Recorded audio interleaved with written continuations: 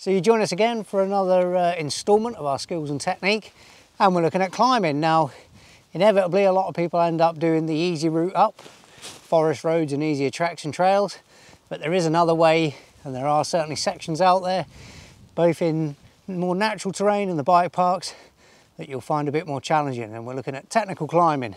So let's go and see what we can find here at our home at Maybe Forest.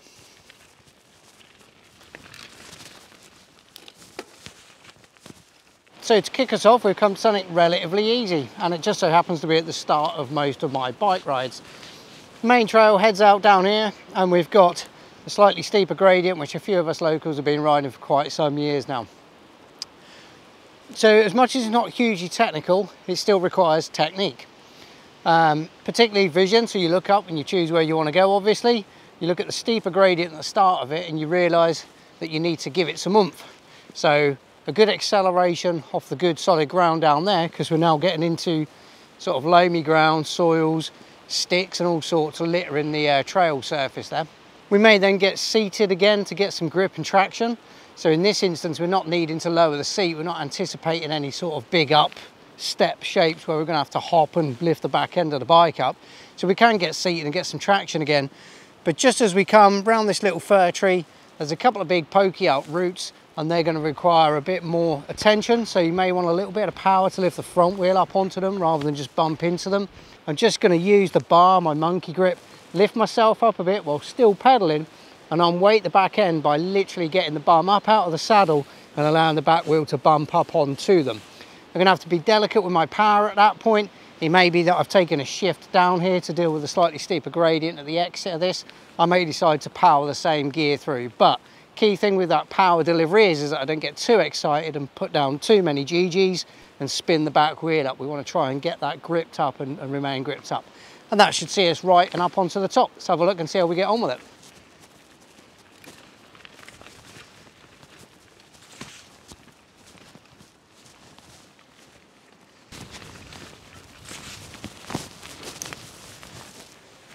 Ah, there we go, not so bad, eh? So with that one ticked off, nice and easy, let's go and find some more challenging stuff. Right, so we've got something a little bit more challenging to play with now. Take a little climb, sits in a gully. The ground today is very soft, so there's the additional grinding factor of that we're gonna have to overcome. And obviously in the mix, sitting between the trees, are some lovely roots to play on. Right, so here we are on the setup to this section. As we've mentioned previously in some of the other features, it may be that you're trying to conserve energy for somewhere later in the trail, and this has got a couple of options which will both work. We've got the tight inside line with another route in it. It's going to take a lot of diesel for us to get up there, and we're introducing another wheel spin potential. So we want to truly try and avoid that, because we're going to need some power left in the tank further up the way to clean the next set of routes. So we've got this wide outside line. The gradients are much easier and smoother. However, we've still got a couple of routes in here to deal with.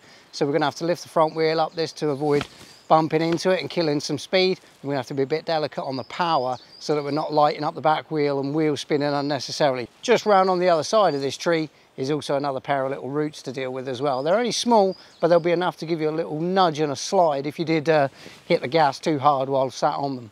Right, so we exit the turn and we're into the crux of the section now. We could have spotted all of this from down there, and that would help us choose that lower line choice. And inevitably you'd look up and see this steep gradient and think, you know what, I'm coming the long way round and the easy way round. Exit the corner exactly where Dan stood filming now. Another sniper route, pair of routes, or a pair of routes here. 6 and 2/3 is which way you go about it. This one, you still got to get that front wheel up and ease the back wheel up and avoid, you know, punting into the second route up here.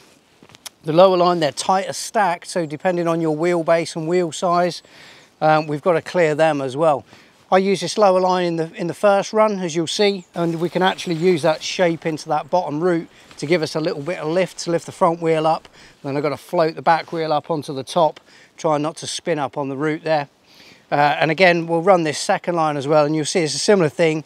Little power wheel, you get the front wheel up, and then probably a little hop of some description, so I'm unweighting both wheels to get up onto the next section and hopefully clean the next routes up as well. May get a bit of recovery before I take the switch back at the top, and there's a couple of little rocks in there. We'll use the same things, a little power wheelie just to lift the front wheel onto them, and a bit of easing of the cadence. Gear ratio wise, don't want to be too low a gear in here.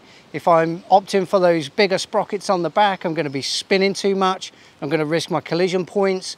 I'm not going to be making enough distance forward per revolution. I need to cover ground and I need torque to get the traction, and that involves pushing a slightly bigger gear. Right, so here we are on the entry, and I've already got the saddle dropped, looking into the corner, sighting those roots, up and through those with a little power wheelie and a little rear wheel lift, and then just thread my way through the next roots. And you can see I'm looking up, looking ahead, spotting that line.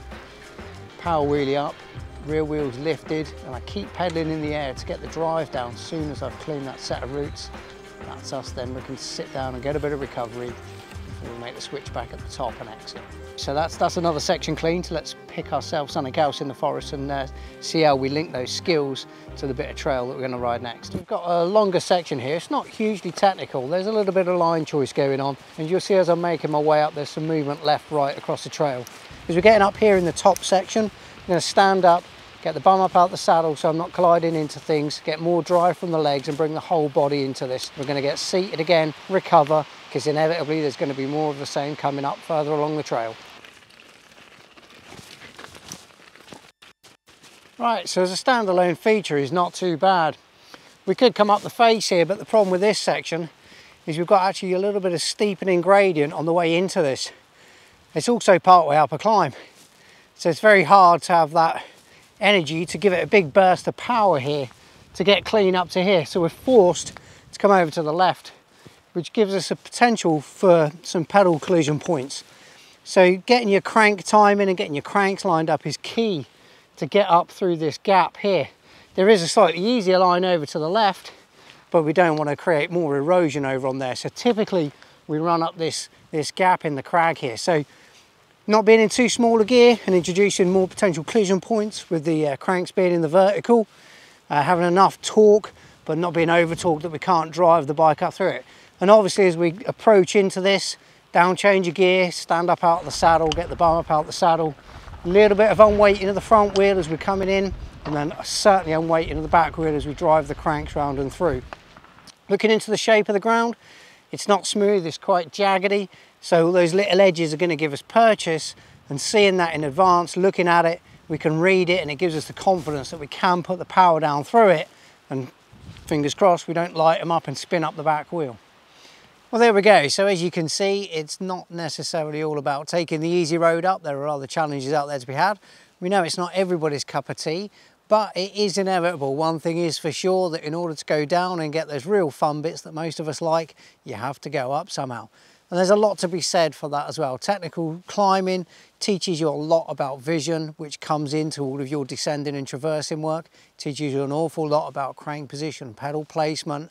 So there is a lot of secret training to be had in taking on the more challenging climbs rather than just going to the default easier forest roads. Well, that's it for another edition.